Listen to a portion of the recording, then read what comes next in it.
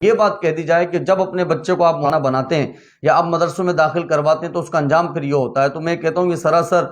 مدارس کی توہین ہے، یہ دینی لوگوں کی توہین ہے، یہ علماء کی توہین ہے، یہ حفاظ کرام کی توہین ہے کہ جن کو آپ نے سر فہرست سب کو ایک ہی لسٹ کے اندر شامل کر لیا ہے، جبکہ ایسا کچھ بھی نہیں، بلکہ الحمدللہ ثم الحمدللہ دینی مدارس جو ہیں اور جو دینی درسگاہ ہیں یہی اسلام کیا ہے اسے واضح کرتی ہیں۔ انہی درسگاہوں میں آپ کو بڑے بڑے ائمہ، بڑے بڑے علماء آپ کے زبانوں پر جن کے نام جاری ہو چکے ہیں، قیامت تک اللہ تبارک و تعالیٰ نے جن کو مشہور کرنا ہے، جن کا چرچا اللہ تبارک و تعالیٰ نے بلند و بالا کرنا ہے، وہ انہی مدارس سے نکلے ہوئے ہیں۔ اور تمام جتنے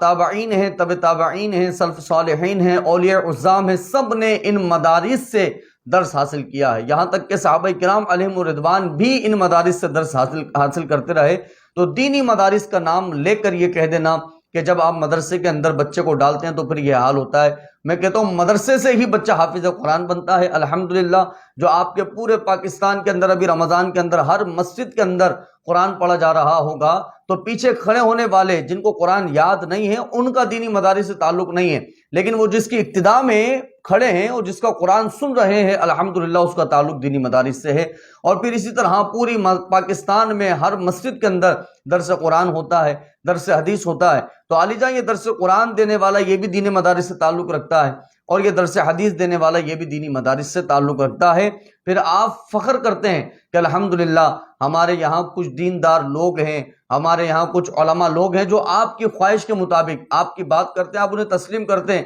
اب ان سے بھی پوچھیں گے تو ان کا بھی بیک گراؤنڈ یقیناً کہیں نہ کہیں جا کے دینی مدارس سے جڑ رہا ہوتا ہے۔ تو دینی مدارس جو ہیں الحمدللہ یہ اسلام کو تقویت دیتے ہیں، اور دینی مدارس کے اندر حفاظ قرآن، علماء کرام، مفسرین، محدثین، مبلغین، نہ جانے کتنے ہی دیندار لوگ جو ہے رونما ہو کر بالکل سامنے ہوتے ہیں اور لوگوں کو وہ اپنے علم سے فیض پہنچا رہے ہوتے ہیں۔ تو الحمدللہ ثم الحمدللہ قرآن کریم فرقان حمید میں اللہ تبارک و تعالیٰ نے خود یہ حکم ارشاد فرما دیا ہے کہ تم نے جو سکھانے والے ہیں ان سے سیکھنا ہے، اگر تم کچھ چیز نہیں جانتے تو جو جاننے والا ہے اس سے سوال کرنا ہے۔ یہ قرآن کریم فرقان حمید کا آیت مبارکہ کا مفہوم، یہ قرآن کریم فرقان حمید کا درس میں آپ تک پہنچا رہا ہوں۔ اور امام فخر الدین رازی رحمۃ اللہ تعالی علیہ اپنی کتاب تفسیر کبیر میں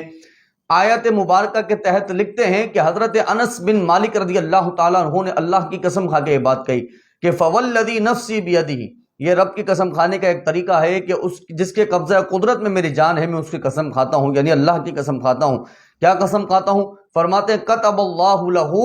اللہ تبارک و تعالی نے لکھ دیا ہے۔ کیا لکھ دیا؟ کس کے لیے لکھ دیا؟ فرماتے ہیں اس طالب علم کے لیے لکھ دیا ہے جو اپنے استاد کے دروازے پر آتا ہے، علم حاصل کرنے کے لیے آتا ہے۔ وہ طالب علم جو مدرسے آتا ہے، آپ اس کو گویا کہ مدرسے کا نام دیں، جامعہ کا نام دیں، جامعہ آتا ہے، مدرسے آتا ہے، تو انس بن مالک فرماتے ہیں کتب اللہ لہ، اللہ تبارک و تعالی نے اس کے لیے لکھ دیا ہے، لکھ دیتا ہے کیا؟ بکل قدم،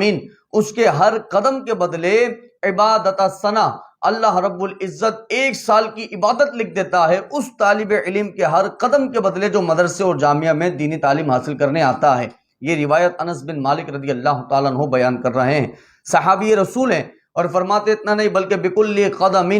مدینۃ فی الجنۃ، اللہ تبارک و تعالیٰ اس کے قدم کے بدلے، ہر قدم کے بدلے مدینہ یعنی شہر جنت میں اس کے نام کا پورا ایک شہر تیار کر دیتا ہے ہر قدم کے بدلے۔ اور فرماتے اتنا ہی نہیں بلکہ اس کا کمال یہ ہے، اللہ کا اس پر کرم یہ ہے وَيَمْشِي فِي الْأَرْضِ وَالْأَرْضُ تَسْتَغْفِرُ لَهُ، اور جب وہ زمین پر چلتا ہے تو زمین اس کے لیے استغفار کر رہی ہوتی ہے، صبح شام فرشتے اس کے لیے استغفار کرتے ہیں، اور کل بروز قیامت فرشتے اس بات کی گواہی دیں گے کہ عتقاء اللہ من النار، اللہ تبارک و تعالی نے ایسے طالب علم کو جہنم کی آگ سے آزاد فرما دیا۔ تو یہ دینی مدارس کی اہمیت پر میں آپ کو دلیل دے رہا ہوں، یہ جامعہ کی اہمیت پر دلیل دے رہا ہوں کہ جب طالب علم آ رہا ہے تو یہ تمام خصوصیات اس طالب علم کے لیے ہیں جو کہ آیت مبارکہ کے تحت امام فخر الدین رازی رحمۃ اللہ تعالی علیہ اپنی کتاب تفسیر کبیر میں یہ روایت لے کر کے آئے ہیں۔ تو علماء فرماتے ہیں جب طالب علم کا یہ مرتبہ ہے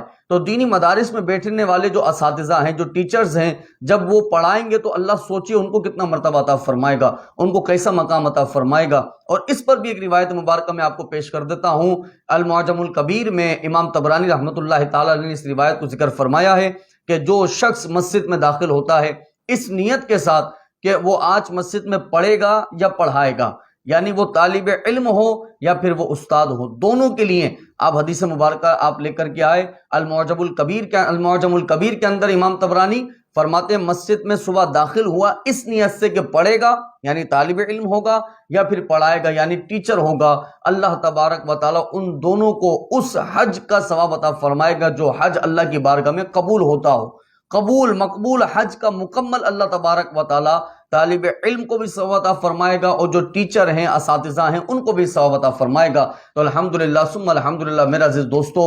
یہ لوگوں کو نقصان پہنچانا، اذیتیں پہنچانا اور اس طرح کی خرافات اور فسادات کرنا خدا کی قسم یہ دین مدارس کی تربیت نہیں ہے، یہ دین اسلام کی ہرگز تربیت نہیں ہے، یہ رسول اکرم صلی اللہ علیہ وآلہ وسلم کی تربیت نہیں ہے۔ تو یہ جن لوگوں کی تربیت ہے یہ وہ جانے، لیکن چونکہ ہم دفاع دینی مدارس کا کر رہے ہیں تو دینی مدارس کی یہ تربیت نہیں ہے۔ دینی مدارس میں قرآن پڑھایا جاتا ہے، قرآن پر عمل کروانا سکھایا جاتا ہے، حافظ قرآن بنایا جاتا ہے، عالم دین بنایا جاتا ہے، اہل بیت کی محبت، صحابہ کی محبت، رسول اللہ کی محبت، اولیاء عظام کی محبت، والدین کا ادب، یہ تمام چیزیں دینی مدارس کے اندر سکھائی جاتی ہیں۔ تو جو دینی مدارس کی تربیت ہے وہ آپ کے سامنے ہے۔ الحمدللہ آج دینی مدارس کا دفاع الحمدللہ ثم الحمدللہ، میں ایک طالب علم جو کہ ایک مدرسے سے تعلق رکھتا ہوں، میں نے بھی ایک دینی مدارس سے پڑھا، تو عالیجاں اگر ایسا کچھ ہوتا تو ہم بھی اپنی نگاہوں کے سامنے دیکھتے، لیکن ہم نے ایک نہیں بلکہ ہزاروں لوگوں کو ان مدارس سے فارغ التحصیل ہوتے ہوئے کسی مسجد کا امام بنتے ہوئے دیکھا ہے، کسی جامعہ کا ٹیچر بنتے ہوئے دیکھا ہے، حفاظ قرآن کو حافظ قرآن بناتے ہوئے دیکھا ہے، اور جو طالب علم ہیں ان کو علماء بناتے ہوئے دیکھا ہے۔ الحمدللہ ثم الحمدللہ، اور مجھ جیسے نہ جانے کتنے طالب علم موجود ہیں کہ جنہوں نے دینی مدارس سے فائدہ اٹھایا اور آج وہ دیگر لوگوں کو فائدہ پہنچا رہے ہیں۔ الحمدللہ، یہ آپ کی نماز جنازہ پڑھانے والے بھی دینی مدارس سے تعلق رکھتے ہیں، آپ کے مردوں کو غسل دینے والے بھی دینی مدارس سے تعلق رکھتے ہیں، آپ کے مردوں کو تدفین کے معاملات کرنے والے بھی دینی مدارس سے تعلق رکھتے ہیں، آپ کے نکاح کو پڑھانے والے بھی دینی مدارس سے تعلق رکھتے ہیں۔ تو اگر آپ تمام ملبہ اٹھا کر دینی مدارس پر ڈال دیں تو عالیجاں پھر کل سے آپ نہ کسی مولانا سے نکاح پڑھوائیں، نہ نماز جنازہ پڑھوائیں، نہ غسل دلوائیں، بلکہ سارے معاملات آپ خود کریں۔ اگر آپ کو مدارس اور طلباء سے اور اساتذہ اور علماء سے اتنی تکلیف ہے اور آپ ان پر اتنے بڑے بڑے بہتان مان رہے ہیں، پھر یہ تمام کام آپ خود کریں۔ کسی مولانا کو پھر تلاش نہ کیا کریں، کسی مدرسے کے طالب علم کو پھر غسل کے لیے تلاش نہ کیا کریں۔ تو خدا را خود تو سوچئے کہ دنیا کے جو ہمارے اہم کام ہیں ان تمام اہم کام میں ہم علماء کے محتاج ہیں، ہم طالب علم کے محتاج ہیں، ہم مدارس کی طرف رجوع کرنے پر محتاج ہیں کہ ہمیں مجبوراً ان مدارس کی طرف رجوع کرنا پڑتا ہے کہ جو مدارس الحمدللہ ہمارے دین اسلام کا اثاثہ ہیں، جو ہمارے دین اسلام کی بنیاد ہے۔ اللہ تبارک